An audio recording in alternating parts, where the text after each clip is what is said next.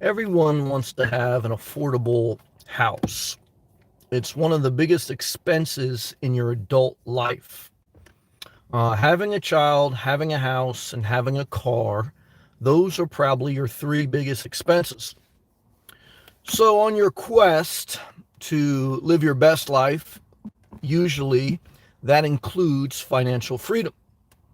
So, financial freedom is to have your income greater than your expenses so that you have this surplus of money that you can do what you want with it.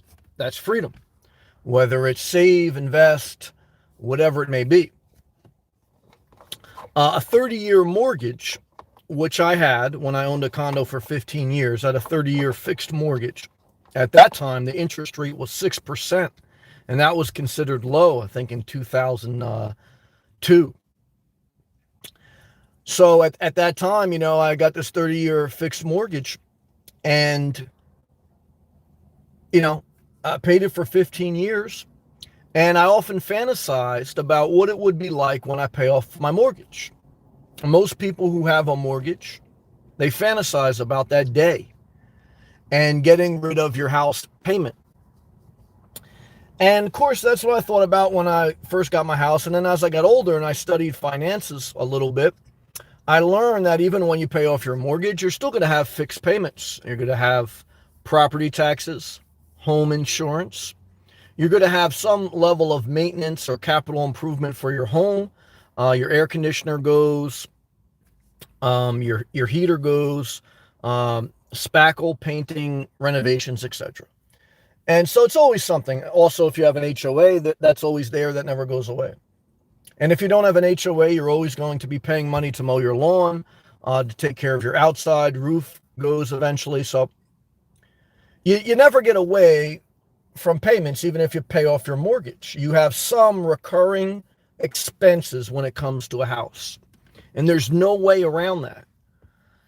In my quest to find a way around high housing expenses, I looked online for living simple. Good to see you, Andre. And, I saw the normal things that you see when you see downsizing on the internet. I saw people just moving to smaller homes. That's what most people do when they retire or when they're empty nesters. They move to a smaller home. Okay, they get rid of their mortgage. Maybe they pay surplus cash for their house and retire. You never make a dime on your house until you sell it. Most people will die in their house, and their whatever equity they have will go to their children. And then their children will eventually sell it, and then they'll do what they want. So, there's a lot to be said that, even if your house has went up in the past few years, if you don't sell it, you don't make money. Really, it kind of negatively affects you because your property taxes go up, your home insurance goes up, because it's all related to the value of your house. However, it's a fair argument to say that rents always go up. And over the years, if you're going to rent for more than 5-7 years, your rent's going to keep going up. You're not building equity, and it doesn't make sense. And that's a fair point. If you're going to be in one area long term, usually renting does not make sense. But I kind of looked at it as this dynamic situation where I was not going to be in Jersey more than 3 years. And that's where I have my house. And so it didn't really make sense to buy again. I wanted to sell because I wanted to be liquid. I wanted to be flexible when I had an opportunity to get out of New Jersey. See, my dream was mainly to reposition my life in Florida. Andre's in here last couple nights. He's been sharing. He had a friend that moved to Florida, and his friend is unhappy with it. But it looks like his friend didn't get a job transfer prior to moving, so he didn't do it responsibly. Also, it doesn't sound like he visited Florida because he didn't visit in the summer, and he didn't really plan it properly. So, look, like I say, Florida may have some lower pay scale with regards to jobs. There may be less than New Jersey. That's a fair argument. But housing is a little cheaper. And at the end of the day, no matter where you move, you should secure a job before you move. You should visit it first, and you should do it responsibly. Because if you don't do that, you're never going to like wherever you go, because you're not structuring your life. Your house is a reflection of you. Your life is a reflection of you, your mind, your habits, your structure. Most people are winging it. Good to see you, Twister. And so I winged it for many years, like many people. But I woke up middle aged, saying, you know what, I'm going to take hold of my life as best I can. I want to live my best life, okay? And what you're going to find is you're going to have to walk a little bit alone because many people are jealous. And they just, it's the parable of when you crawl out of the bucket, the crabs sometimes want to pull you down. Don't worry about that. Stay focused on your goals. Persistence beats resistance. And so I was looking online. Of course, again, I came to these things where people sell their bigger house. When they become empty nesters, they buy a smaller house. And I also saw the tiny houses, which are a big scam because you end up in the middle of nowhere with unrestricted land. And it's not attractive. You know, a lot of people say, too, why don't you buy a raw piece of property, unrestricted land, put a travel trailer, grow your own food? Usually people who say that have mental problems because they can't even survive without toilet paper during a pandemic, damn near grow their own food and tend the field and live in the middle of nowhere. So tiny homes are a scam. Finding a place where you could put a travel trailer other than a deeded HOA community for RVs is you're going to live in the middle of nowhere in undesirable parts of the country. So your quest for cheaper housing, okay, is very simple. After all the fantasizing, it's very simple. You're going to have to figure out, okay, where you want to live, how you can make an income there, and how you can make your housing affordable.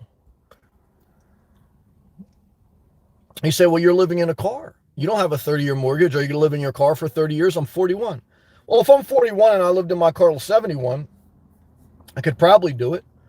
But like I say, living in your car is not the end all be all. It's not totally bad. It's not totally good. It's another way to live life. But it's dependent on your health, your ability mentally to adapt.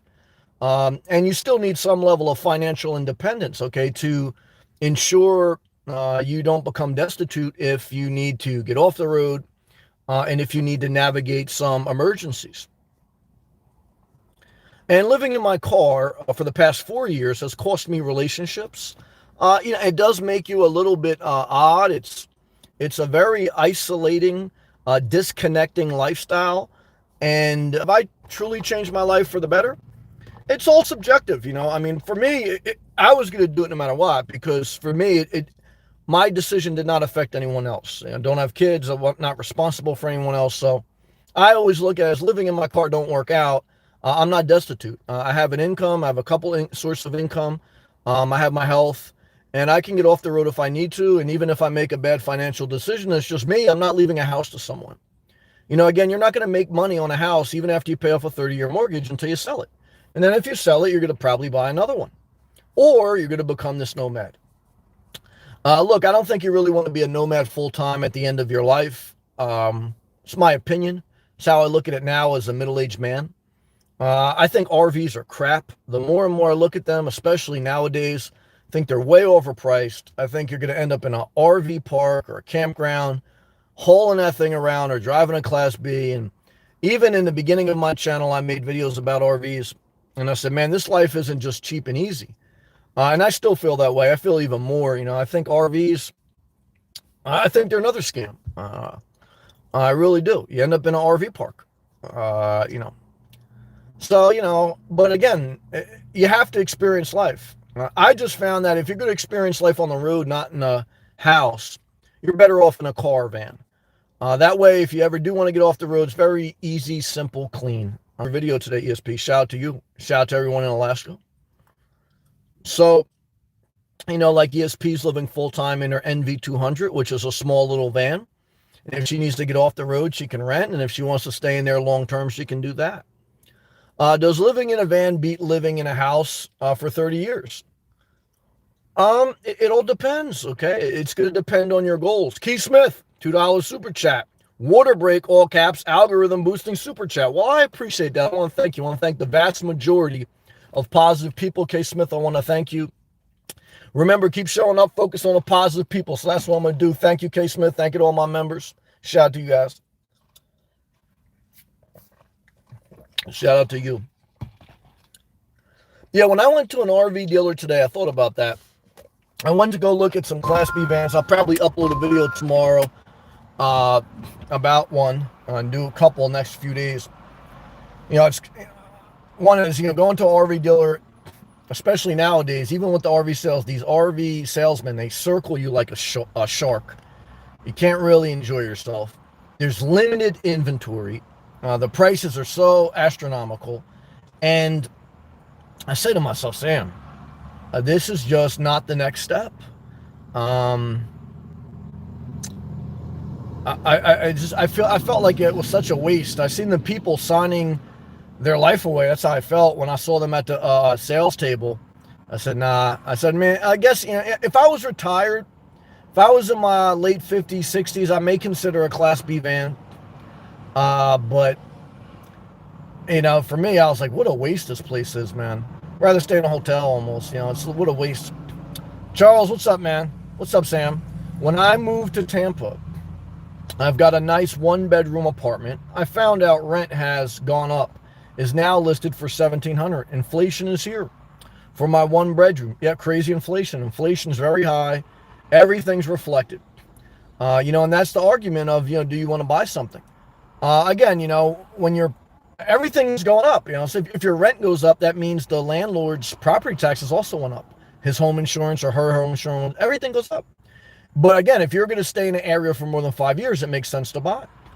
If you're not going to stay in an area for more than 5 years, you want to keep your flexibility. So there's a lot of dynamics to that. And there's a lot of people hating on both sides. There's a lot of people, they want you to buy a house. And there's a lot of people who want you to nomad. Do whatever you want. Like I say, don't let people run your life. It's your life. I know I will. And I'll continue to do that. And I'll sever whatever relationship comes in between that. Because again, if you're not sleeping in someone's house, that's the greatness of being an adult. Is that even though you got to deal with some burdens of life and responsibilities, you don't have to answer to no one if you don't live in their house. And what I found is many trolls on the internet, they live in family members' house and they're totally nasty. And that's why they lash out. And that's okay. We persevere past it. Twister? Yes, Sam. I began looking into the RV life more and more. Honestly, unless you're balling like a mofo, it's not worth it. In my opinion, you're better off going big on a nice house or condo. Well, I think even if you're balling, I still think an RV is a waste, man. Because it's like, then you're balling in an RV park or a campground. It's like, I don't know. To me, I'd rather just pocket that money and stay in a car, live in a caravan. And even when I would buy a house or a condo, I would buy small, not big. For me, the location is key. I'll pay a little bit more for a nice location rather than pay a little less and be in the middle of nowhere. That's the best thing I'll say tonight. It's better to pay a little more and be in a nice area with economic opportunities, infrastructure, even if it's a little bit bougie, rather than try to live in the middle of nowhere for a little bit cheaper. Because what you're going to find out is in the middle of nowhere is destitution. Okay, there's a reason it's the middle of nowhere. No one wants to live there. And that's a very powerful thing. Good comment. Charles, I'm currently paying $1,300 a month. Yeah, you got fortunate because the average rent, well, it used to be $1,200 a month. It's probably now around $1,400 a month.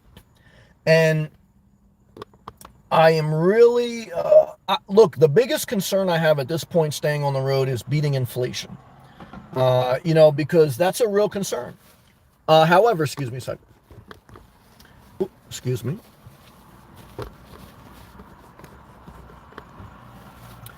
However, I'm not going to buy a house just to try to beat inflation. I still have a good savings rate, and I don't want to rush to buy something I don't want. Especially, I think right now I still feel like we're at a peak level. In the summer of 2021, I think there's the revenge spend. I think everyone's been locked up. They're spending on houses, they're spending on vacations, they're spending on RVs. Let them spend all the stimulus. Let the interest rates stay low until the fall. And in the winter, when interest rates go up and people cycle through their stimulus and their extra money they've been saving, then things will level out. Maybe not. I don't know the future. There's been some people I've met along the road that keep saying real estate's going to crash, and it never did crash. It just boomed. So, ultimately, your game plan is to keep a budget where your income is greater than your expenses. You're picking up side revenue, and you're ready to strike if the iron's hot and if you perceive a good deal. If not, for me, that's the whole reason I have flexibility, that you can wait or you cannot wait. You have the option. Some people have no option. They're desperate. Like some people get kicked out of their house because they don't pay rent and they don't have a job, and then they're destitute and they're eating out of a can. I met a couple people like that. I mean, teach their own. So, like I said, guys, I'm not really concerned about other people. I try to share so that you guys can get a level of insight. We connect. Everyone's got their own journey. I want to stay focused on a level of positivity. And I want to share with you that if you're single, look, you can live in your car for 30 years if you maintain your health. And if you maintain a job, you're going to need some money. Okay. And that's it. If you're single, do you want a 30-year mortgage? Only if you want it as an asset allocation. Okay. Because, as a single person, if you're not really leaving that property to someone else, and if you're not going to cash out, really the only reason you want to buy is if you're going to be in that area for more than 5 years and you just want to hedge your bets against inflation, and you want to control the property more than you would if you would rent. And again, once you stay in an area for more than 5 years, that's when you start to get a return on your equity as far as having positive equity in your home. On average, there's always exceptions. So, there's something to think about. Twista. Like 200,000 or 300,000.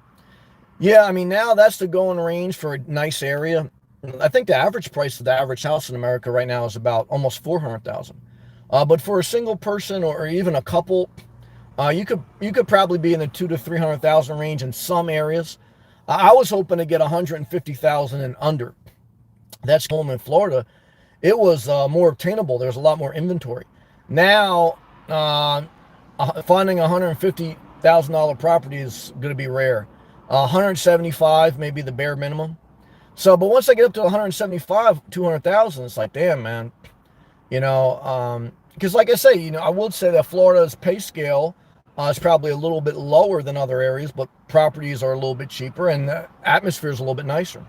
Now, if you could work remotely, that doesn't matter. But again, never move to an area before you secure a job transfer and you live in that area.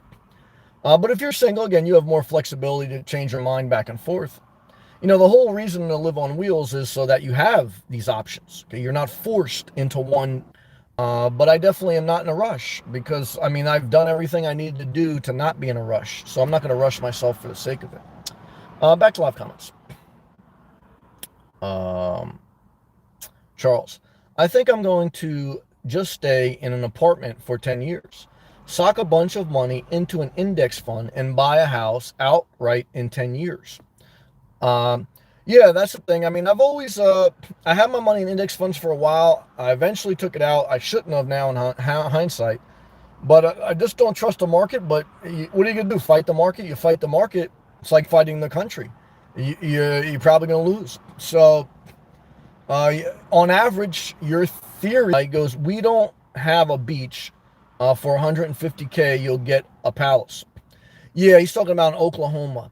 Oklahoma, shout out to you, shout out to Oklahoma. Yeah, I wouldn't want to live somewhere where there's not a beach. I don't even care if I could get a palace. One is I don't want a big house. I don't want a lot to take care of. I don't want a lot of utility bills, a lot of maintenance, a lot of cleaning, a lot of property taxes. I want a small, cute, compact thing. I would like to be under 500 square feet. So for me, the size doesn't matter. The location matters. For me, the size doesn't matter. The location matters. So, again, most people who buy a house have a family.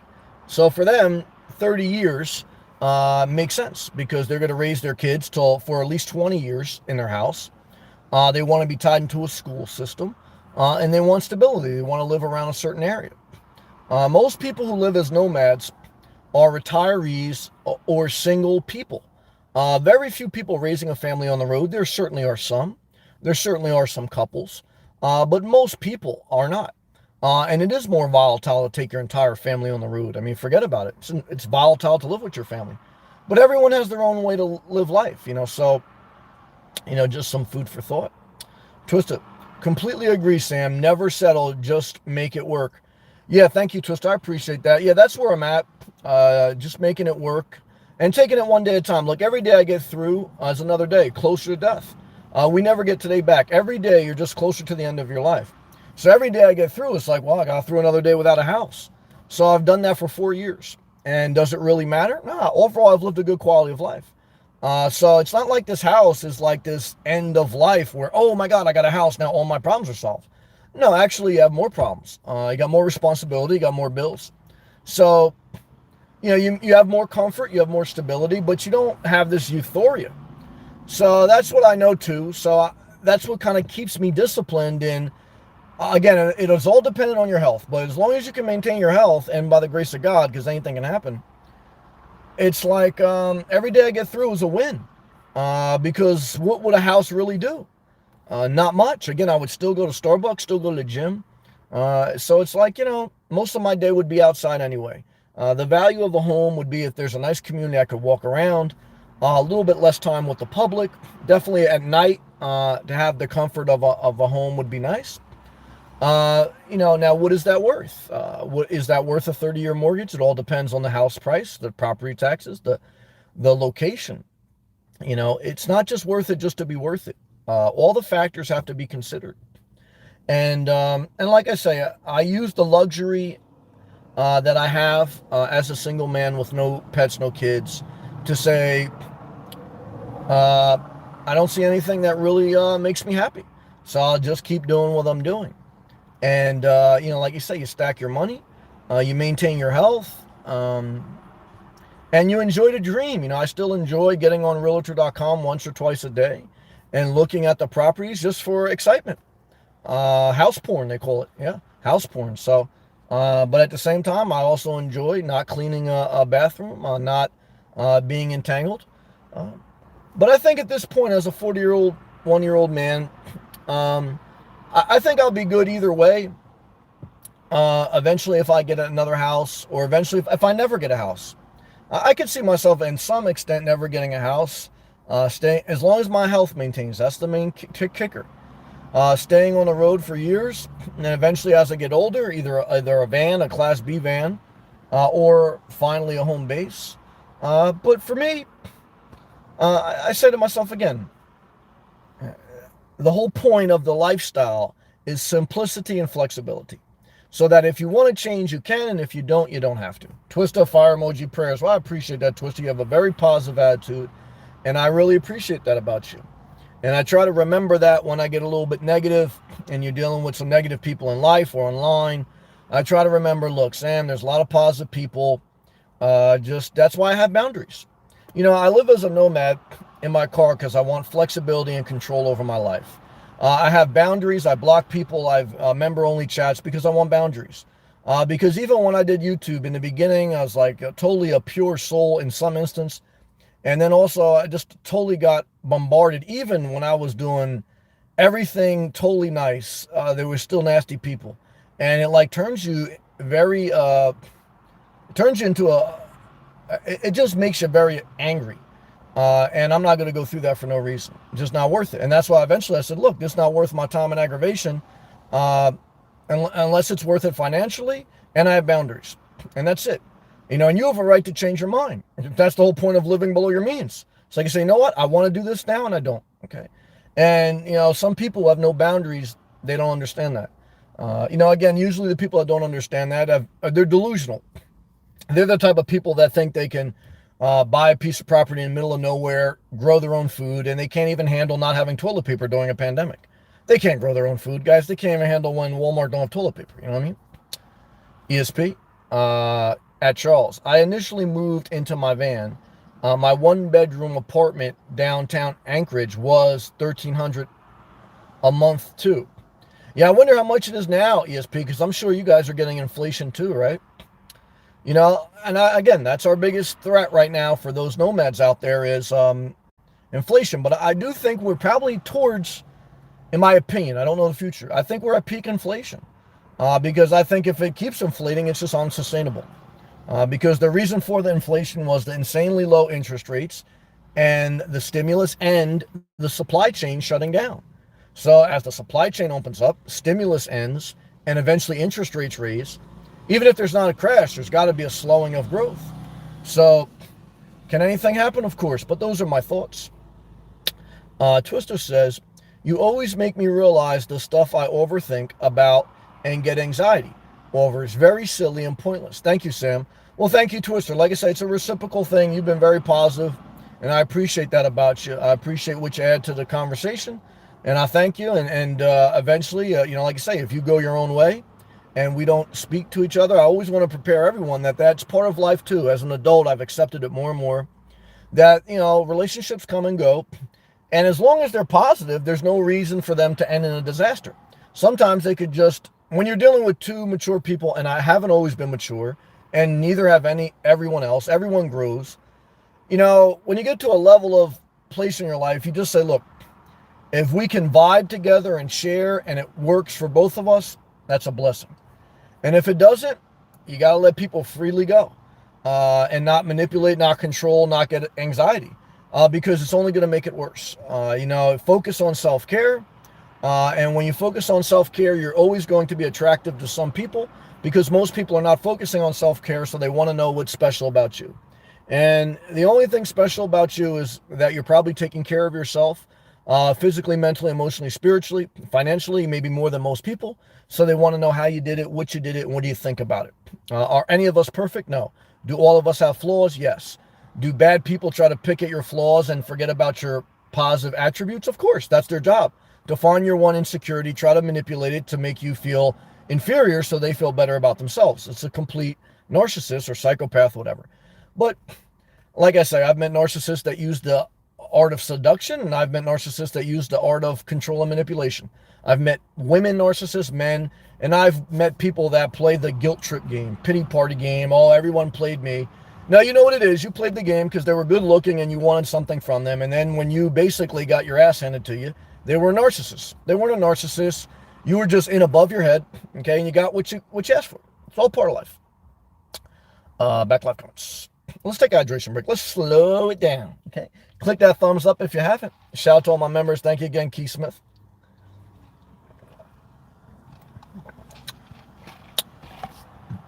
ESP says, again, ESP, I enjoyed your video today. ESP says, looking up my old apartment. Building on 9. I'm curious now what it rents for. Charles. Gotcha, ESP. People told me that's how much their mortgage is for a 3-bedroom house.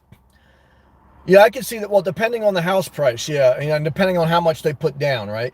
So when I bought my house, it's like, you put 3% down, you get an FHA loan, you pay PMI insurance, or you put 20% down, you don't get that. For most people, especially first-time homeowners, you don't have 20% to put down unless you borrow money. And I did borrow a little bit of money from my parents, and I regret doing that. So, these are all mistakes that you learn in life. Look, like I say, in life, you're going to make mistakes, okay? But in life, everyone makes mistakes. Like I say, you're going to have siblings that say, oh, you borrowed money for this. Meanwhile, they're still sucking money out of something for something else. So bottom line is, the greatest part about being an adult is that you get to choose who you spend time with and who you're around, including family. Oh, we got a new member. Forgive me for saying his name wrong. Armar Fadi. I like that name. Armar, I hope I'm saying that name right. Shout out to you, man. Welcome to the most non-committal relationship you'll ever have in your life. For 33 cents a day, you can cancel at any time. That's a blessing. A 30-year mortgage, you can't cancel that at any time. Thank you, Omar. Great to have you. Welcome. Shout out to you, all the members. Throw a member-only emoji, love emoji to them. Appreciate you. Yeah, let's continue to read. Let's get back to these comments. Charles also said, when I started creating free software tutorial videos, I'd get comments about my voice. People are never happy. It takes a lot to respond back to them negatively. Yeah, I obviously in the beginning of my YouTube journey, I've responded to every comment. Even now, I respond to the vast majority, 80, 90%.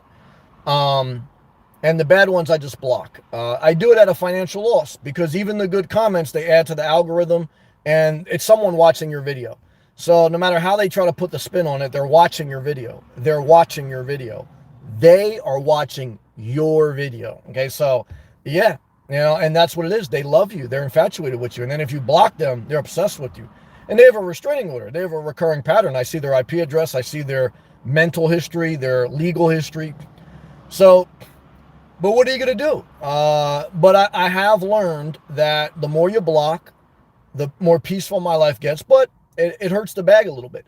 But like I say, the reason I live below my means is so that I can do YouTube on the side as a creative venture. I don't have to pander like most YouTubers, but I'm not here to like be this outlandish person. I'm here to share and as a side hustle. And I'm grateful for it. But nothing is worth losing your peace. Like I said, I cut my father off. I blocked my father in real life, not on YouTube. And I feel bad for it because in many aspects, he did a lot of good for me. I can't be unfair. But at the same time, he was a ball buster for no reason at a certain point. And at a certain point, I had to say to myself, am I going to deal with this the rest of my life? Or am I just going to move on with my life? And that's what I came. I said, well, I'm going to cut out inheritance. I'm going to cut out my relationship. I appreciate everything he did. And I told him a million times. You can tell someone I thank you a million times. You can show them. You can respect them. But sometimes, especially you're dealing with someone with OCD or with mental problems or who drinks alcohol, when they get in their fit and rage, they get in their fit and rage. And if you're their target, you're their target. And guess what I say? I'm an adult now, and I'm not living in your house. And that's the best part about being an adult.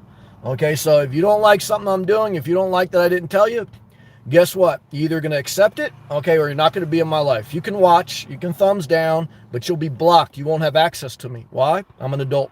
Okay. But like you say, it comes with a price. I paid a price. Charles, thank you again. Oh, we got that humidity. We're in South Florida, guys. That's when the phone gets sticky. Let me go to the laptop here, where I see all the trolls that try to watch me ghosting. I see them. That's all right. ESP says, looking at the website, there's an apartment available with my old floor plan for, about almost $1,500. So that's inflation. $200 price increase in a couple years.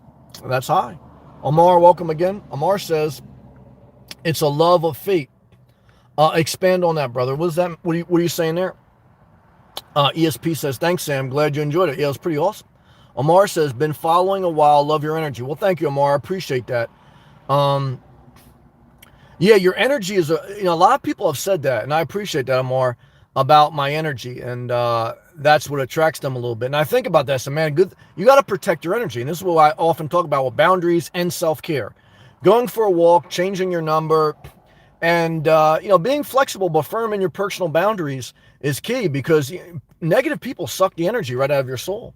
I dealt with that one lady that I deal with in Starbucks today. I saw her. She gets upset when I order water because they have plastic cups. She keeps telling me to bring my own cup. And I said, look, I don't bring my own cup. I told her today, I said, look, I don't bring my own cup. I'm going to order. I said, so unless the company wants to change their policy about what cups they put the water in, don't get mad at me. And again, she drives a big SUV that's a gas guzzler and an old car. The fossil fuels are destroying the environment more than plastic, but she's fixated on the plastic. But that's what I mean. Like, I could feel my energy getting sucked out of my body when I was dealing with her, because I try to avoid her, but she came up to me. That is one thing that annoys me like nothing else. When I go out of my way to not bother someone and then they come up to me it's disrespect. It was like ESP. Remember, it was like the guy 2 weeks ago in Starbucks. I was minding my business. He kept asking me questions. I had my earbuds in. I was doing work. And then he tapped me on the shoulder for the third time. And he said, oh, man, what are you doing? You should pay rent. You should do this. Whoa. Go talk to your wife, man. I'm not, mind your business, man. It's like, but some people, they get it because they get what they ask for. It's true. Excuse me. Charles, YouTube gives me a sense of how weird people are. You're right. Cheap people are never happy. Yeah, it's weird. Remember, most people, well, not most, but many people on YouTube, especially people who are trolling and being negative, they have mental problems and they're stuck in their house. And so the only voice they can use is the troll online, the anonymous voice, because no one wants to talk to them. People in their family, even their therapists, tired of them. So now you have to become their punching bag. So, when you think about it like that, don't get upset. It's just, you're dealing with people that no one wants to deal with. Amar, North Florida and loving it. Yeah, shout out to you. Shout out to North Florida. I'm not a big North Florida guy. I'm South Florida, but that's what makes the world go round. And that's what, that's what allows everybody to find their place of passion.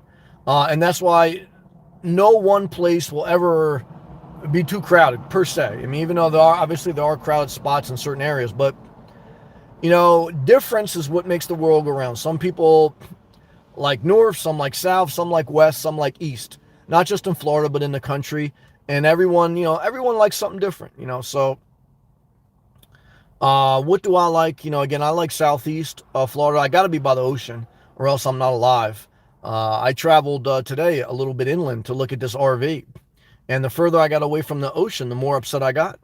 I said, I don't even care if I can find a cheap property, I pay cash, and could put my RV. I would never want to live here. But this is just me. I got to live by the ocean. So I'm going to probably always have to pay a little bit of a premium for that, and always have to deal with the negative effects of being close to the coast, maybe flooding, maybe hurricanes. So it's like everything in life has a trade-off. If you want, and if you get a single family house by the ocean, you're going to have higher home insurance. And in Florida, getting home insurance is a major obstacle. If you're going to get a single family house, that's why I was looking at an RV lot in a community or a small mobile home. That way, just get rid of, don't have to worry about home insurance. But it's something we got to navigate. Amar says Florida as a whole for the win. Oh, no doubt. Again, for me and for you, a lot of people like Andre's friend, they don't like Florida, but they don't like Florida maybe because they don't like it, but also they didn't do it properly. They didn't come to Florida with a job transfer. They didn't visit first. And so I knew some girls that came to Florida just following a guy. And then when the relationship didn't work out, they cursed Florida and they went back up north. And their life was still a disaster, but they're doing things for the wrong reason. You got to do things in order. And even when you do things in order, you have a right to change your mind. Like I say, summer months always separate those who love Florida and those who want to visit Florida. And there's nothing wrong with that. And even me, in late August to September, I will go back up north to visit my mom and to get a break from the height of hurricane season. So, and that's why I want some flexibility, even if I buy a house. But overall, I've been to just about every state on the East Coast of America. And for me, most of my time will be spent in Florida because it speaks to most of my passions, which is the beach, tropical weather, good energy, no state income tax, and just a good environment. Now, again, if I was brought up in Florida versus New Jersey, my career would probably not be as great, and I may not like it as much. So I do acknowledge that growing up in New Jersey, overall, I was in a good area, overall good diversity of friends, and overall good economic opportunities. And now, just as I've become an adult, I've had more freedom, and now with technology also, more freedom to decide where I want to live. But I have to be fair. I think on average, if I was brought up in Florida, I probably wouldn't like it as much because I would probably be on the lower economic scale, unless I was born into a level of higher wealth. And, that's part of life, so it's understandable. It's true. Back to live comments. Twister. In my experience working at Dunkin' Donuts with a variety of different coworkers' personalities, the ones that fixate on the little things like that have zero personality and want to feel important and powerful. Yeah, I give you credit, Twister. Working at fast food or working at those jobs, there's a high turnover rate, and it's very tough. But I know a guy I work with in the corporate world. He started from the bottom. He worked third shift at White Castle, which is a fast food place, and he's worked his way all the way up. And he immigrated to America. So, in Dunkin' Donuts in New Jersey used to be a lot of Filipino culture. They owned a lot of the franchises, and that's what they would do. But they did, and the gas stations, a lot of them were of Indian descent, and that's what they do. They come over, they work their way up, and then they move up the next generation. Like my grandfather came from Italy, he worked as a janitor. And my father became an electrician, and I moved on to IT engineering, right? So, it's tough to work those jobs because you're not getting paid much. There's not much upside. But if you have a positive attitude, if you show up and if you apply yourself, and then you eventually are going to have to apply for other jobs, it's a good lesson that if you can work the lower end of job opportunities with a positive attitude and learn how to navigate people, it's going to be the same thing when you get into the corporate world or another world, because it's all the same thing. uh, is that you always got to deal with personalities no matter where you work. There's always some BS that you got to deal with. And so if you're going to have to work, you might as well maximize your earning potential and don't stay in a comfortable job if it's not worth it financially. But you do what you got to do when you got to do it, and then you move up when you can. And that's how you get ahead. Charles says, amen, Twister. Twister says, the Starbucks water cup girl. Yeah, I met her again. Not surprised. I try to avoid her. And but she went out of her way to say something to me today, and I went out of my way to look in her eyes and say, look, I don't bring my own cup. And she walked away, because I don't know what you want me to tell her. Again, I'm not Starbucks corporate, and again, especially that I've seen what she drives. She drives these gas guzzling cars. She needs to relax, but she got mental problems. It's true, but I don't appreciate that, man. Amar, love to sweat. Yes, sweating's good for the soul. Purging of impurities. Totally agree. Sweating pretty much does that. And if think about, like I say, a lot of people have messaged me and say, yeah, I don't want to buy a house. I want to buy a cheap piece of unrestricted land, put my travel trailer and grow my own crops. And I said to myself, you can't even handle a summer without air conditioning. You can't handle a pandemic without toilet paper. You're going to grow your own crops. Take it easy. Okay. Twista says, love to you, Charles. I've been made fun of a lot for my voice. Zero personality losers who have nothing else to bring to the table.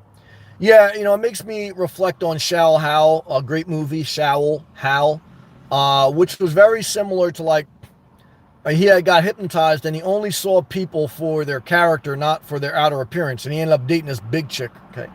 And he fell in love with this big girl. So it's funny, like, like I always say, I had a friend growing up, he liked big chicks. And that's what some people tell me, like, Sam, don't be too hard on the big, ugly people. They need love too. I said, my experience, most of the love they get is going to be from an alcoholic person. My experience. But that's not. Was that one guy who does relationship advice? He's a little bit tough like me. He says, like, how are you going to get a high value man when you out of shape? He says some crazy shit. I don't say all that crazy shit. But look, same thing with girls. Look, girls, like I know. Well, I don't know. See, I have seen some good looking girls with some ugly guys, but most girls I met, even the ugly ones, they all want a taller guy. Most of them, not all. And it doesn't have to be a tall guy, but taller than them. I don't think I've ever met a girl that dated a guy shorter than them.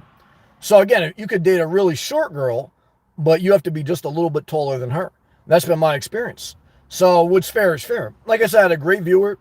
I consider her a great viewer. I ended up having a fight with her, but good to see a suitcase. But I had to fight with her, but she came on a live feed during the winter when we were still wearing masks.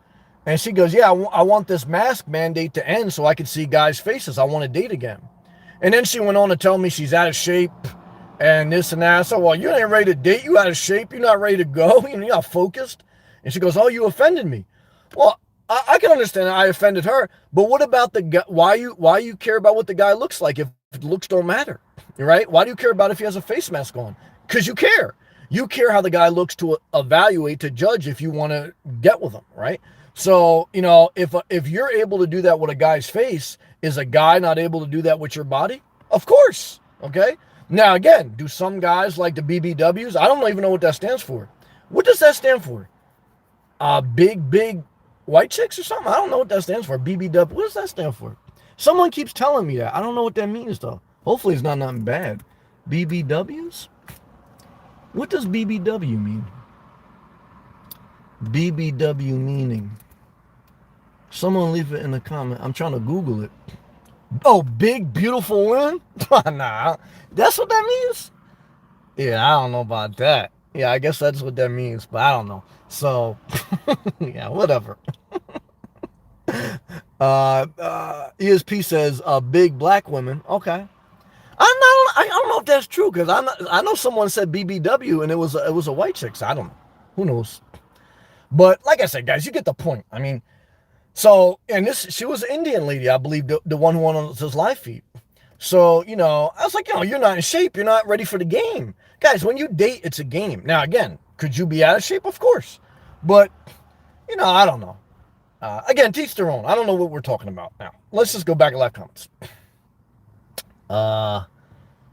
A suitcase too. Where were you at? Where was that pond that you did the video on today? Back live comments.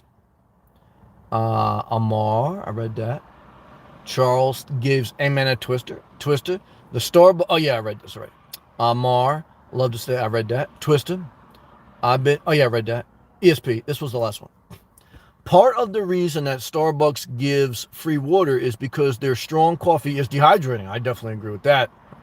They don't want to get sued if someone passes out from dehydration. Well, that makes sense. Like I say, in my part of Florida, some of them started giving a regulated size cup. It's a smaller and medium size. They don't allow you to do the Trenta, but some still allow me to do the Trenta. I think it's going to be a national wide thing eventually. Also, some of the Starbucks, especially in the higher end areas, they don't give you a plastic straw anymore. It's paper. It's a total disaster. So those are two disasters coming. They're going to be nationally spread out. They're going to give you a standard size water cup in Starbucks, and all the straws are going to go from plastic to paper. So they're already making the transition, but I guess for this one store, they haven't done that yet. This girl's busting my balls.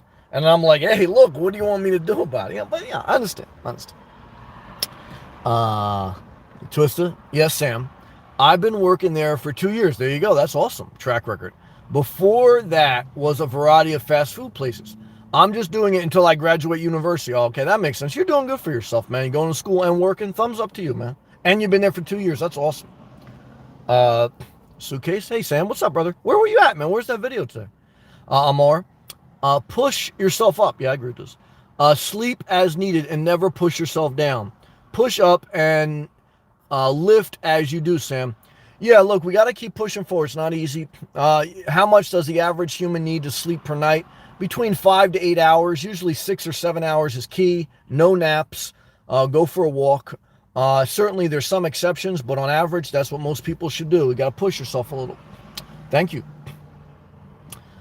Charles, lately I feel life has been testing my ability to respond to negative jerks. Yeah, I get in that algorithm too. And the older I get, the tougher I get. Also, as a nomad, I will say this. 4 years on the road, going on 30, is dealing with the public is one of the most underrated things living in a car. When you have a 30-year mortgage and you're living in a house, you live in a bubble. Okay. I've had plenty of people, they live in this bubble in their house, whether they own the house, whether they rent it, or whether they live with family. They think the world is different than what it is. And they're either extra compassionate and they're in this little bubble, or they're extra mean, or what, but they're not in reality. But the thing about living in your car is, again, I still would say most of the people I meet on a day in, day out basis, the overall are either positive or neutral. But I'm dealing with a lot more people. So even though there's a small percentage of negative people, that percentage goes up the more people I meet, because it's just the odds, right? And so, again, road rage too, people on road. And something about energy attracts energy. Like I say, humans are social, so if you park somewhere, even if it's away from everyone, someone will park next to you because they're social beings. They feel safer. And I think sometimes energy attracts energy. Like it'll be 5 o'clock in the morning, I'll drive somewhere, I'll go to make a turn, and all of a sudden there's one car in my way, and that's the only car on the road. Something about energy attract. I think that God, if the God exists, I want to believe. I definitely believe when I was younger. I think I still believe. But something about God, there's some type of energy like I said, our heart is a generator. There's some type of formula where we're all this energy ball, and I don't understand it. Sometimes I don't like it, but there's something like energy attracting energy, man. I don't know what it is. Back live comments. Charles. Oh yeah, I read that. Twister. Big, beautiful women. Yeah, I think that's what it is. ESP says big black women. Twister's laughing 3 times. Charles, big, beautiful women. ESP says, I've heard it that way. Yeah, you probably hear it both ways. Charles, I've heard my first racial slur in a porn video the other day. I laughed at it and broke my concentration. Well, yeah, obviously, look, like there's some disrespectful porn. I don't watch that. Like, even if it's not a racial thing, it's just like the way they treat each other. It's like abusive. I don't get into that. And then there's certainly racial porn, where it could be negative towards one race or the other. And I don't watch that either, because that's not my energy. I don't get into that. So to me, when I see something like that, there's plenty of free porn. I don't need to watch nasty, hurtful porn. ESP. They don't give out straws here anymore. Oh, they don't? In Alaska, really? They have the cups. Yeah, well, yeah, they have that too. The cups with the spouts. Yeah, they have that too. ESPN here. This is what she's talking about. See, this cup has a ridge, and then it has like this little sippy cup, like you're a little child. To try to get rid of plastic, I understand, but you can still request a straw.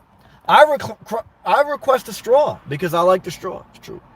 But eventually, there's going to be no more straws, guys. We're all drinking out of the cup. Charles, tons of BBW women in the new Twerkulator music video I saw today. I never heard of a twerkulator. I heard of a percolator back in the day. They got a twerkulator video? Charles, I think it's directed by Missy Elliott. Oh, Missy's back on the scene. I was watching Drink Champs today with Little Mo and Nori. That was pretty interesting. ESP, at Charles, your first racial slur, question mark. Are you in the United States, question mark. You have racial slurs, unfortunately, if you live long enough. Charles, hearing a racial slur in porn video was a new one for me, ESP. D, electrical system in the heartbeat, Sam. Yeah, there's something like, obviously, if you get hooked up to a machine in a hospital, they have that thing, and that's a sine wave. Anyone who does electrical work, that sine wave, you're familiar with it, like 60 hertz. You put an electrical tester on something, you test for voltage, and you test for the sine wave if you're doing certain electrical work. So your heartbeat is pretty much a generator, as far as like the electrical cycles. So there's going to be something to that, Now, I don't know what it is. I don't think we'll ever understand God or life, or if there is God, or maybe God's this alien. Like ESP believes in alien. I think ESP watches alien porn. So, I couldn't even imagine the racial slurs that aliens talk, man. That's got to be crazy, man. So, I don't know, man. I don't know. I just remember when I was a kid, I felt God in my spirit, and I still, I still want to believe, and I'm still very thankful for all I have. And I met some great people that have great faith.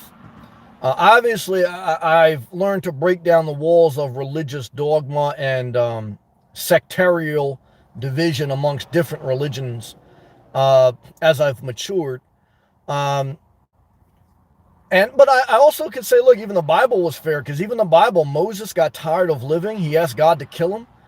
The book of Ecclesiastes, by the richest person in the world at that time, King Solomon, he basically said that God dealt us all a bad hand. Even Jesus, when he was on the cross, he said, God, why'd you forsake me? So I look at the scriptures, and I guess they all went through the same thing at some point in their journey, that they questioned God, And so, again, but I still want to keep the faith. At the very least, I guess the sales pitch is to have a level of faith, a genuine hope, a genuine self-control, which the scriptures teach, faith teaches, is I think you think you live a better life than worse. So even if this is like a big game and God's this alien creature or whatever, a being, or I don't know what he is, or her, or whatever, who knows?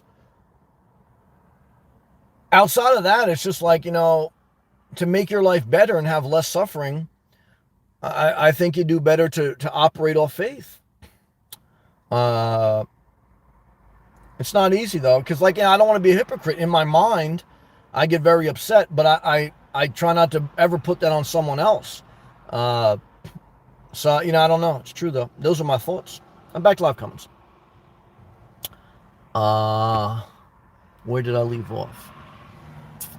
ESP says, understood, Charles. Suitcase. Good evening, everyone. Yes, Sam.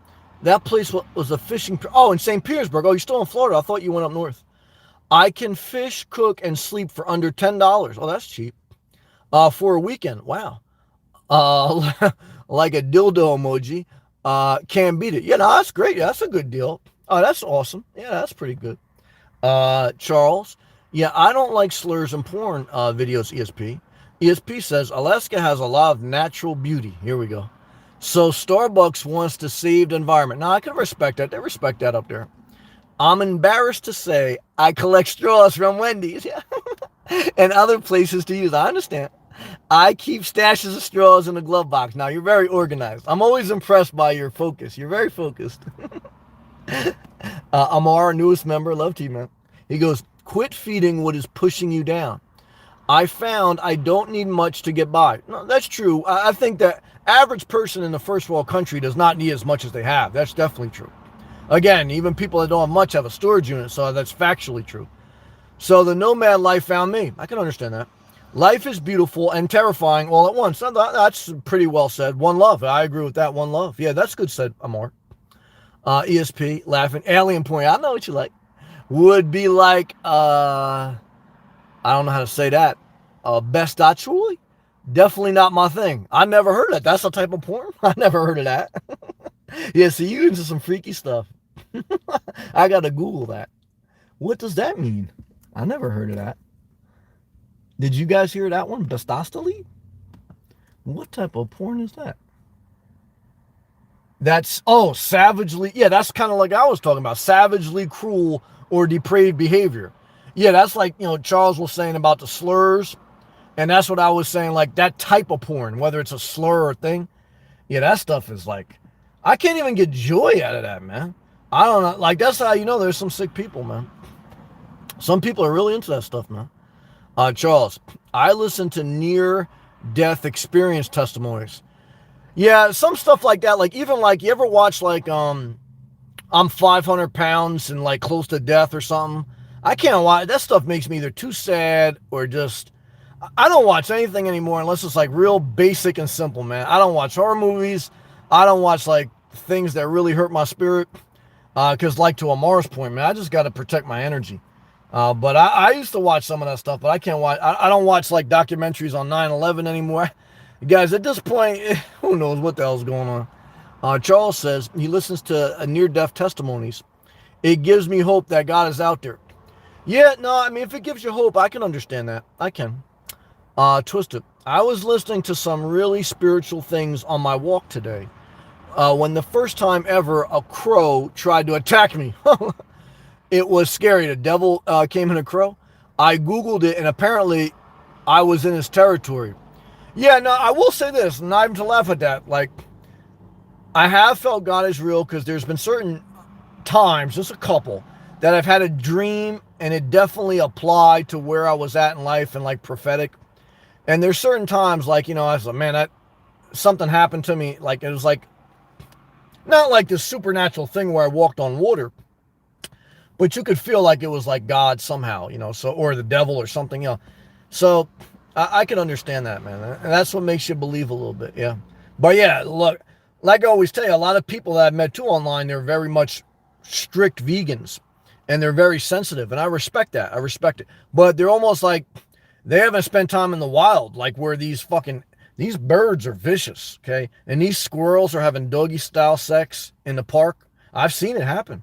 They're having that bistrallo sex that ESP was talking about. I've seen that in the park myself. If you ever spend time in nature, these animals they are wicked to each other. So a lot of people just think of like dogs and like, and their service dog, and that's it. That's not how most of life is, If you're in if you're in an animal's territory, they're nasty. It's true. Unless you got food. Amar. Tentacle porn. Yeah, that's some wild porn. Yeah, the alien porn talk. Yeah, that's crazy. Twisted. Like literally had to run and it was flying around. It was flying at me. Yeah, I don't know, man. That sounds pretty freaky, right? That must have spooked you a little bit. D says rent is too damn high. Remember the politician who said that? There was a politician in New York said the rent is too damn high. But come to find out, he was getting subsidies. His rent was actually free. His landlord was letting him stay at his place for free. All he had to do was clean up around the place. So he was a total fraud. That's like he couldn't make it up. But rent is high now. Everything's high now. Inflation. She goes, rent is too high, and it's hard for people to get ahead when all their money goes to putting it roof over their head. Yeah, it's weird. Well, the study just came out that most Americans are richer than ever, even on the lower scale. So I don't know. I mean, I think you just bought a house, right, D? So I don't know, man. It's hard to tell. But even people that have a house and have a couple cars, I still believe they're living paycheck to paycheck. And I still believe there are some people hurting. And I believe there's always going to be some people that got mental problems or addiction problems, and it kind of puts them in an algorithm of poverty. And it's not easy. I have empathy on it, not judgment. But I don't know, look, I definitely say that for the average person making the average wage, average house prices, whether it's the house or rent, it is. You'd have to really be focused and have some side money to be able to get ahead. That's a fair point.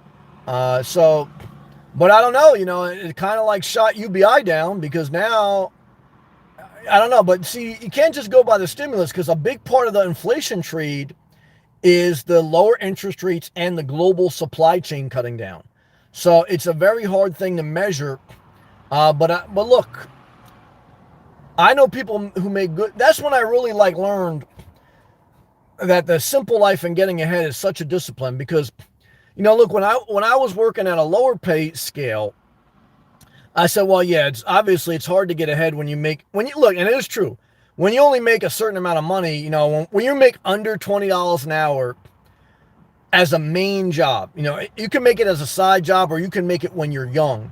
But when you get middle age and you're only making under $20 an hour, unless you're living in a car, it's going to be very hard to get any bit ahead. Okay. So, but really, you should, at a certain point, if you're middle age and you've been working most of your life, you shouldn't be making under $20 an hour. You've had to have taken breaks or you may have a problem.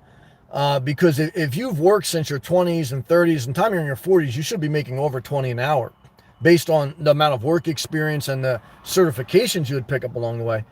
But yeah, if someone, whatever, maybe they got out of a divorce and they were a caretaker before that or whatever, maybe they just had a circumstance where they didn't work. I don't know. Look, yeah, to live on your own, and definitely if you were going to have a kid and a pet, it'd be very tough to get ahead. You'd be just getting by with making under 20 or under $25 an hour. And now I definitely think you got to make over $25 an hour. Definitely. But like I say, now the average wage, even in Florida in 2026, the minimum wage is going to be $15 an hour. Amazon right now is $15 an hour minimum. Target is $15 an hour minimum. DoorDash, pretty much you get $15 per hour. So there's a lot of jobs that already minimum wage is pretty much $15 an hour, even though the federal minimum wage is like $7.25. In actuality, most jobs are paying around $15 an hour. So, but that's not going to get you ahead. So consistency is the key to everything. And the discipline of not overspending. Like I say, part of it is, look, yeah, if you make a lower amount, no matter what you do, no matter how frugally you live, it's going to be tough. But what I've met is there's a lot of people that make more than the average, but relationships, cars, a lack of a discipline with the money, you can spend it no matter how much you make. I don't want to get judgmental when I say that because even me, I got to watch that I don't do too many risky investments. That's probably my biggest hurdle.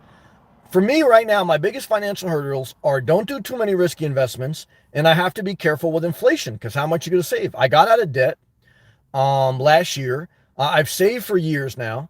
So now and I picked up side hustles. So now my biggest financial goal is don't give money away. Don't do a turnover. Don't risk too much money that you don't have to. But I can't be too conservative in some instances because inflation's high. That's basically like losing money, but you got to be careful, All right, back to live comments. Let's take a hydration break. Click the thumbs up if you haven't. Thank you to all my members. Thank you to Armar, my newest member. Shout out to everyone out there, guys. Whatever porn you like, alien porn, BBW porn, whatever.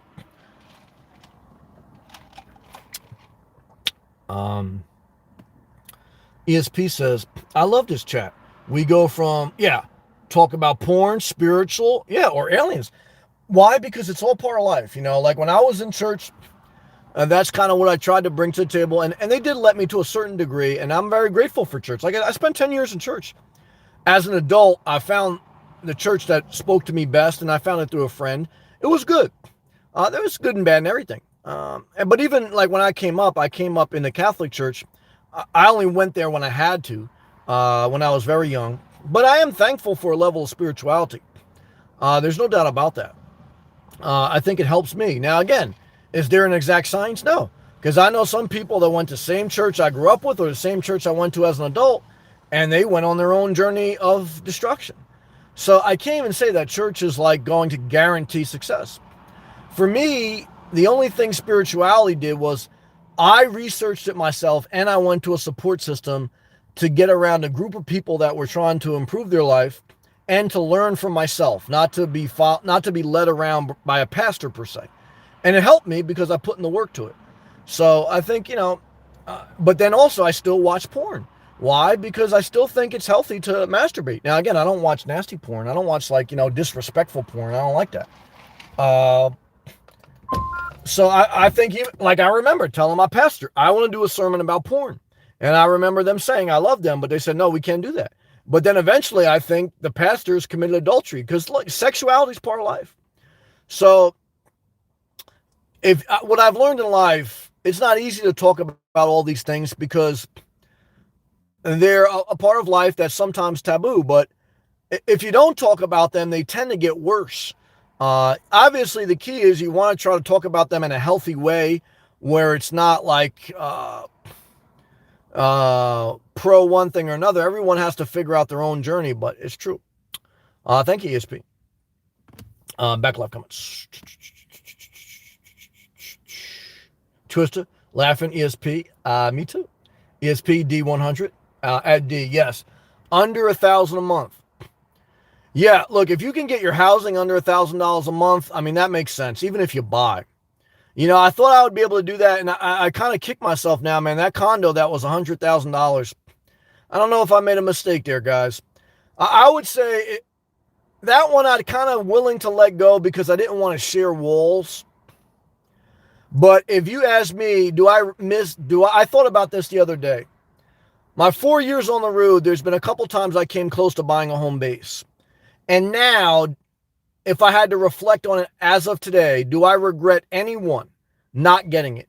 And I was thinking about that today. I think there's one that I regret not getting. And this was it was last September. It came on the market last September. We were still on the lockdowns. I started to do research online. I knew the area, great area. It was a for sale by owner by an older couple, and no one kind of knew what the economy was going to do. And when I came back to Florida in November, it was still available, but I got cold feet. I waited for 2 more weeks, and then when I called to make an offer was already on it. Why do I regret it? The number one reason I regret it is because it was in a great area. When you buy property, buy in a great area, not in the middle of nowhere for cheap. Buy in a great area. And that's what I regret, because that investment is well positioned. And I think about that now. I said, man, I really would have did well for myself, mainly because it was just in a great area. And you really can't regret buying in great areas. Now, the property taxes are a little bit more, the fees are a little bit more, but it's like there's some areas it's like very tough to go wrong, but you carry the cost. You don't make money till you sell it. That's the thing that's tough. But look, I don't know. Should I be living in my car for 30 years? We're going to find out. We're going to find out. D says, life is a series of days, 100. The past is gone. Definitely agree with that. Future is not here yet. That's true. It's just a day that really matters. You got it. So make it good. I like where you're going, D. This is what your videos have taught me. You're teaching me now. And that is so true. You're awesome, D. That's well said. It's a great reminder. And I totally agree with that. God bless you, D. I appreciate you. Charles, it's good how Sam can switch to different subjects. Yeah, I'm grateful. I mean, I look back at my life. Thank you, Charles. A lot of it just comes from my life experience, being in a lot of different situations. And by the grace of God and through hard work, getting through those situations. And now I'm able to share as a middle-aged man some of these experiences. And this is still my perspective, obviously. So I always try to leave room for, I understand people may disagree. Obviously, look, I mean, I'm not going to be I'm not going to have people that are totally on a different page than me on my inner circle. Obviously, difference of opinions makes the world go round. But I've also learned as I get older, I don't want to be having a conversation with someone who's totally on a whole nother path. Because it's like we're totally on different pages. It doesn't mean you're totally wrong, but it means like, again, in a personal setting, it's gonna be more just wasted energy. To Amar's point, you got to protect your energy. ESP. I was raised Catholic too. Yeah, shout out to the Catholics. Look, they got too powerful. They were too dogmatic. Oh, D, slow on the super chat. $3 super chat with a thumbs up super sticker. D, thumbs up to you for the great comment and for your loving support. Shout out to you. Still recovering from your leg, but congratulations on your home purchase, I believe, recently. And every day you get closer to healing that leg. Thank you for your positive attitude. Appreciate you and gratitude towards you. Love to you, D. Thank you. Yeah, ESP. I was raised Catholic. And then I went to a non-denominational church, which probably had a little bit of a Baptist Pentecostal feel. Look, the Catholic Church was good for a season, but they're also very strict and dogmatic in some things, not flexible. Very much into tradition over spirit, which I didn't like. And look, they got too powerful, and they did some heinous things, with the gay sex, and then bash gays, as far as like with the young kids, the young boys. That was a disgrace. And obviously they're evolving now because the money ain't coming in. Look, all churches are done, whether you're the Catholic Church, Creflo Dollar, or Mitt Romney, even if you're a Mormon. Guys, organized religion in the new generations, they're done, man. It doesn't mean the spirituality of all the different religions don't play a part, but and I wouldn't want us to get to a point where we don't have any spirituality. We're just robots. We're just aliens. We may get to that point on Mars, but I don't know, man. Like I said, I really don't know life, but I will just say that I am thankful that I have a level of spirituality, and I'll just leave it at that. Amar. With Bitcoin and blockchain, how can we provide for others? Yeah, I don't know. Look, I don't think anyone can explain Bitcoin because if the Federal Reserve or if the governments want to say, like China's been saying, that we're not going to honor it or allow it, it's done. Blockchain is just basically the software programming that allows you to hide certain transactional data. But at the end of the day, it's a crapshoot. Can it go up? Yeah, it can skyrocket. Can it go down? Guys, world governments can put a kibosh on it. So it's a high-risk investment. It can make you a millionaire, but it could also destroy your mental health and could destroy your financial. I don't know. Am I mad at someone who wants to invest in it? No, but you just got to put a smaller percentage of your net worth in it, have a savings account, have a source of income. So, but teach their own. That's kind of my overall thoughts on Bitcoin and blockchain. Twista. Yes, Sam, I love what you say about what Jesus said. Whoever seeks the truth must look for it. Yeah, there's no doubt. I mean, I think that's just a principle. Like, if you want a job, you got to seek it, okay? It ain't going to just fall in your lap. Like some people say, yeah, I applied to 5 jobs. Yeah, that's great. You got to go after it, though. You got to follow up. You got to do the due diligence. Like some people say, yeah, I got the DoorDash app, but they reject orders. Nah, man. If you want the bag, you got to go after the bag. If you want the chick, you got to go after the chick. Okay? Because if you don't pursue something, you ain't getting it. If you want the house, you got to go after the house. I've lost some houses because I haven't gone after them aggressively. So, but it's what are you willing to lose and what are you willing to go after? That's a spiritual lesson and a life lesson. 100. D, thank you again for that gracious super chat. I don't take it for granted. Thank you. Amar, make a nomadic community and provide for others, ? Based on blockchain economics. Now, what I found with that is let the Federal Reserve give out subsidies and food stamps for the destitute because I don't want to take care of a bunch of mentally disabled people. Even charities don't have the capacity for that. Only the entity that is able to issue currency has the capacity for that. Bitcoin and blockchain does not have the capacity to issue currency and give it away at will and lower interest rates and freeze currencies. Only the world governments have that, and only the world governments can stop poverty or help communities. Bitcoin is just where you place money as a potential investment, or do some transfers based on blocked encrypted data. So, yeah, look, I formed a nonprofit. I understand a level of world economics, and what I can tell you is, if someone, and I've had family members and people I know dealing with drugs. I also have worked in soup kitchens. I've also spent time in the most destitute areas in the country. And what I can tell you is, if someone has a mental problem or a drug problem, money is not the answer.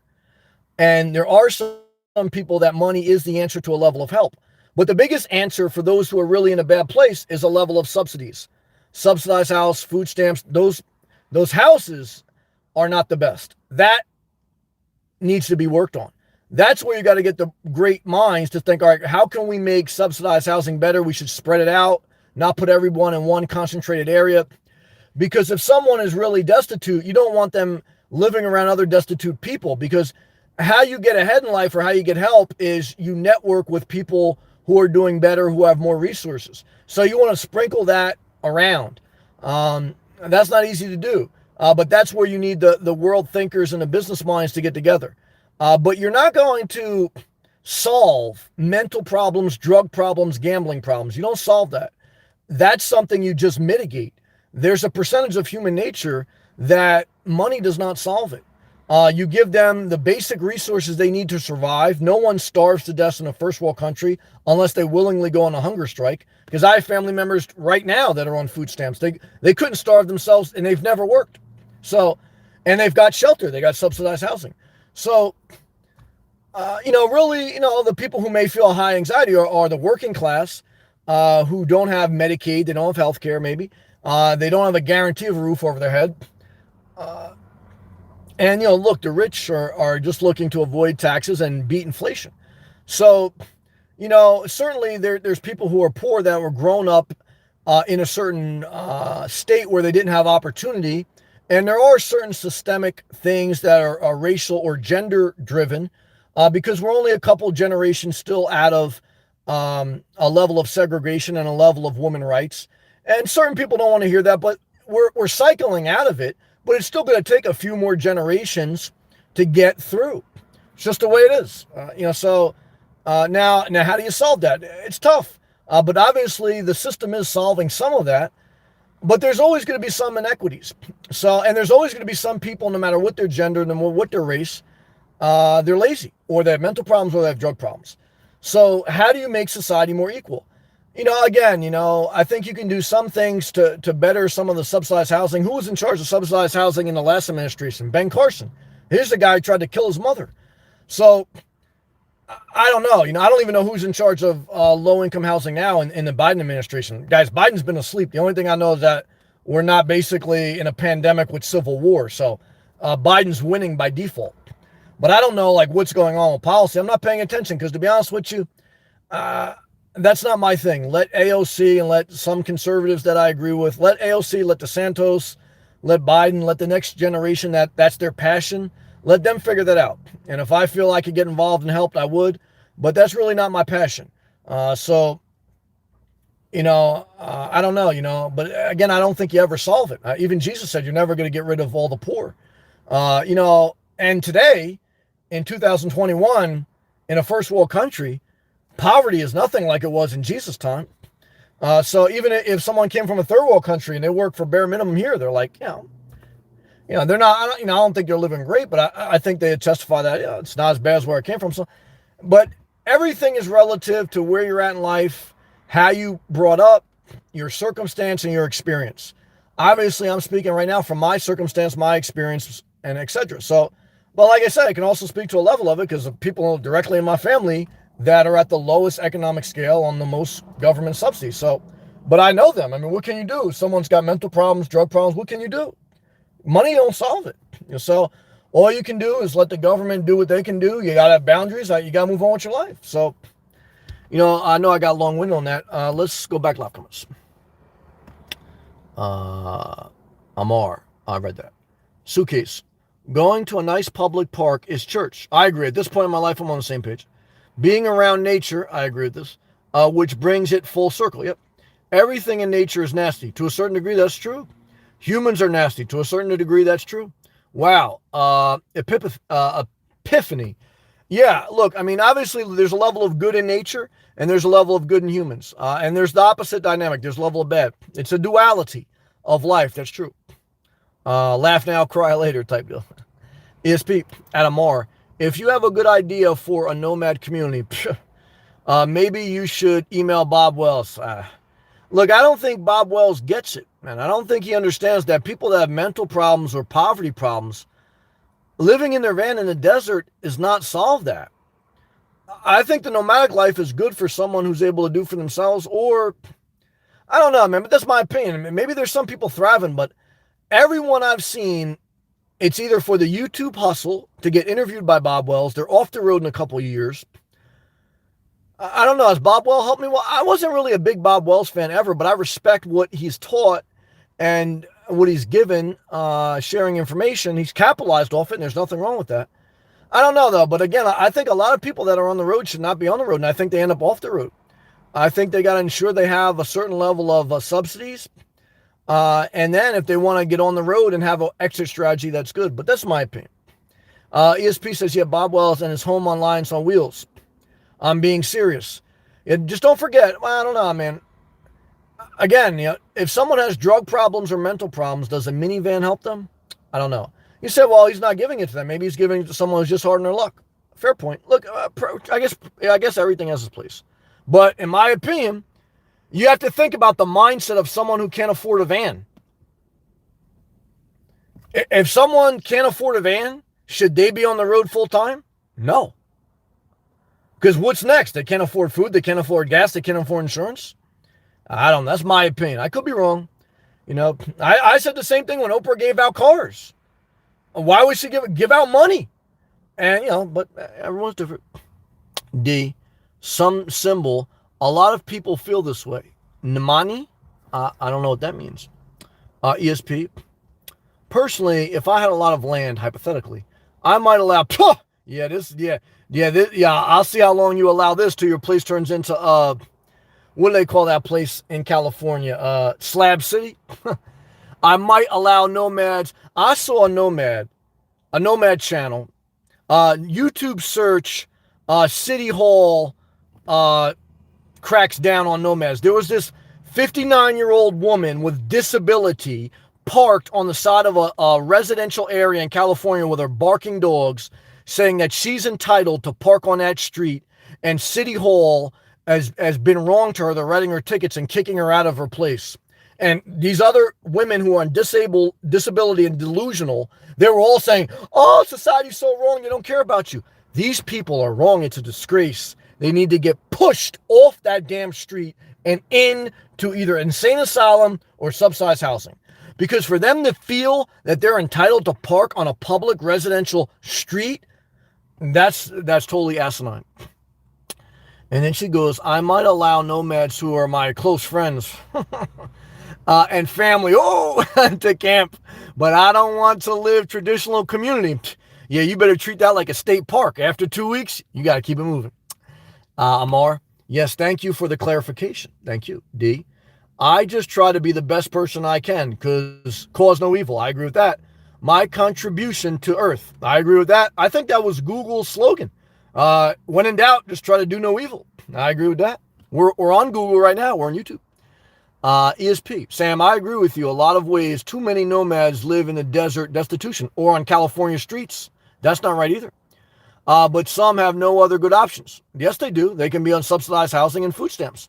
Now, they may not like those options, but that's life. Again, my family members are on those options. So, look, if you can't afford to keep it moving, you got to get on a subsidy. And if you have the ability to work. But if you don't have the ability, I don't know how you... it's like if you're on disability, I don't know how you have the ability to build out your van. I never understand that. I don't know. Everyone's different, though. I'm not mad at them. I'm just saying that's weird. It's like, ironic. Amara, nomad is a personal choice. Figure it out for yourself. Sometimes it's a personal choice. Sometimes it's people with mental problems that don't understand how to get a social worker and navigate the system, and they don't want to go through the process, or they have drug problems or mental problems, and they refuse to get into the system. They want to be left alone, and then they cause havoc out on their own, and that's what causes a problem for all nomads. D, not in my neighborhood. Yeah, I agree. Not mine either. I wouldn't want someone parked on my street in front of my house just staying there. I think that's totally disrespectful. ESP, believe me though, Bob wants to interview me. Oh, he probably does. I'm going for it. You should. I believe in you, ESP. I think you're a positive nomad. I have nothing but respect for you. And I think you should get interviewed for him. And I hope your channel will blow up. I hope you blow up, because I think very highly of you. Easy way to get monetized. Well, you deserve it. Like I say, ESP, no joking around. I mean, I got nothing but respect for you. But the only problem with that is you're going to have to show your face. And I know you like your privacy. There goes your privacy. So you can't have the YouTube fame and the monetization without the publicity, without the trolls, and without the negativity. So you take the good with the bad. But I believe in you, ESP, and I would support you. I support you now. I watch your videos now, and I think you're awesome. So, all right, guys and girls, that's it. I got to keep it moving. Why? This ain't my house. I ain't entitled to park here all night. And I want to thank everyone for joining. I want to thank my newest member, Amar. I hope my videos and my words and the comments that the members leave help others in some way. And that's all we can do. ESP, here in Alaska, there is a long waiting list for subsidized housing. Years, and it only for adults with children on disability. Single-bodied people don't have many resources. If they were homeless and they went into a homeless shelter, they would get pushed to the head of the line. See, that's the thing. They don't know how to navigate the system. It's harder to get subsidized housing if you're already living somewhere. Okay, but if you're homeless and you check into a homeless shelter and you go into their program, you'll get pushed to you'll still have to wait, but you'll get that's what you got. That's what I tell people. A lot of people I know, they got disability. I said, why don't you share some of this information? They don't share it. I don't know why. I don't know all the ins and outs, but I know that. It's like when you go into an emergency room. Who does the doctor take first? The doctor takes those who have breathing problems and those who are severely bleeding, okay? Because they're the most critical. So yes, it is true. People who have kids, they will get subsidized housing first. But if you're already homeless and you're in a homeless shelter, you'll get pushed further ahead to the line too. So look, it's like anything else you got to wait for. If there's a line at Starbucks, you can leave Starbucks and drive 2 hours to another Starbucks. But guess what? If you would have stayed at that Starbucks, you would have probably got served within a half hour. So, look, every day passes by. If you need subsidized housing, might as well get on the list, because every day going to pass you by no matter what, right? So, but again, sometimes you're dealing with people who are delusional. And in my own, how are you going to help them? It's very hard, very hard. It's like they won't ask for help until they totally need it. That's true. So, but again, it's good conversation. And there's no exact science, but that's some information. Thank you again for watching. Click the thumbs up if you haven't. Thank you to my newest member, Mar. Thank you to all my members. I'll see you next one. Love to you, D. Thank you, D.